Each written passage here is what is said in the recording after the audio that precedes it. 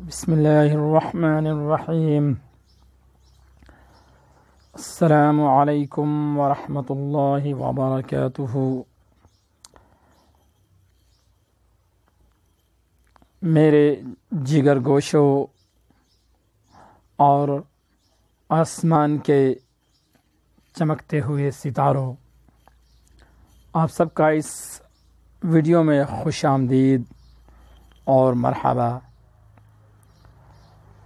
بچوں، آج ہم جس عنوان پر بحث کرنے جا رہے ہیں، میں محمد عقیل الدین جس عنوان کو لے کر آیا ہوں اس کا نام ہے ترکیب نحوی۔ یہ ترکیب نحوی بڑا اچھا اور عمدہ عنوان ہے، غور سے سنیے۔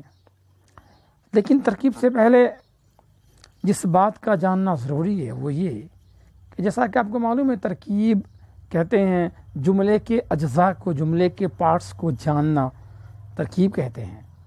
تو ترکیب میں جن جملوں کی تشخیص ہوتی ہے، ان جملوں کی بناوٹ میں جس چیز کا ہونا بہت ضروری اہم ہے وہ چیز ہے فعل ناقص۔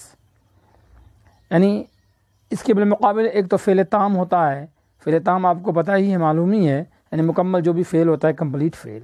اور جو فعل ناقص ہے یہ انکمپلیٹ ورب کو کہتے ہیں۔ ناقص یعنی ادھورے فعل کو کہتے ہیں۔ تو اس فعل ناقص کی بڑی اہمیت ہے ترکیب کے اندر، اس لیے فعل ناقص کا پہلے جاننا ضروری ہے۔ تو چلیے بات کرتے ہیں۔ تو دراصل سنیے کہ معنی کے لحاظ سے فعل کی دو قسمیں ہیں۔ یعنی فعل کے معنی میں جب غور کیا جاتا ہے، فعل کے لفظ میں نہیں، معنی میں غور کیا جاتا ہے، تو پتہ چلتا ہے ہمیں کہ وہاں فعل کی دو قسمیں نکلتی ہیں۔ ایک فعل تام یعنی کمپلیٹ ورب، اور دوسرا فعل ناقص یعنی انکمپلیٹ ورب، جسے ادھورا کہتے ہیں۔ تو جہاں تک فعل تام کی بات ہے تو فعل تام کی وہ دو صورتیں ہیں یا دو قسمیں کہہ لیجیے، فعل لازم اور فعل متعدی، جس کی بحث یہاں منظور نہیں ہے مجھے۔ بحث جس پر ہمیں کرنی ہے وہ ہے فعل ناقص یعنی کہ ادھورے فعل۔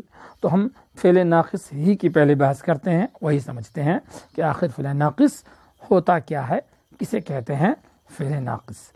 تو یہ ایک ادھورا فعل ہوتا ہے، انکمپلیٹ ورب ہوتا ہے۔ تو اس کی تعریف پہ پہلے ایک نظر ڈالتے ہیں۔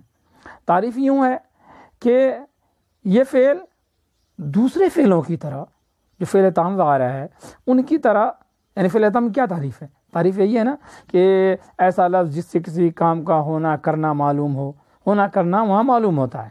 لیکن فعل ناقص میں ایسا کچھ بھی نہیں ہے۔ یہ دوسرے فعلوں کی طرح کام کے ہونے کرنے کو ثابت نہیں کرتا ہے۔ ہاں، کام ہوا ہے تو اس کام کو بتلاتا ہے، کام کی نوعیت کو بتلاتا ہے کہ کچھ کام ہوا ہے، لیکن بذات خود کام کا کرنا ہونا اس سے ثابت نہیں ہوتا، اس سے معلوم نہیں ہوتا ہے۔ مثالوں پہ غور کرتے ہیں۔ چلیے مثالیں دیکھتے ہیں آپ کے سامنے۔ چند مثالیں ہیں، ان مثالوں میں غور کیجیے گا، تجربہ گا۔ دیکھیے پہلی مثال، یہاں کچھ مثالیں ہیں: ہے، ہیں، ہو، ہوں، تھا، تھے، تھی، تھیں۔ اب غور کیجیے ان مثالوں میں۔ جیسا آپ کو معلوم ہے کہ جو فعل ہوتا ہے، فعل کے لیے مصدر کا ہونا ضروری ہوتا ہے۔ مصدر سے فعل نکلتا ہے، اور پھر ہر فعل کے صیغے ہوتے ہیں 6۔ تو یہاں دیکھیے ایسا کچھ بھی نہیں ہے۔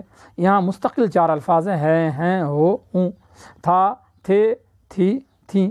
تو نہ ان کا کوئی مصدر ہے، نہ ان کے اور صیغے ہیں، بس مستقل یہ الفاظ ہیں، لیکن اس میں فعل کا تھوڑا تھوڑا معنی پایا جاتا ہے، تو فعل ناقص۔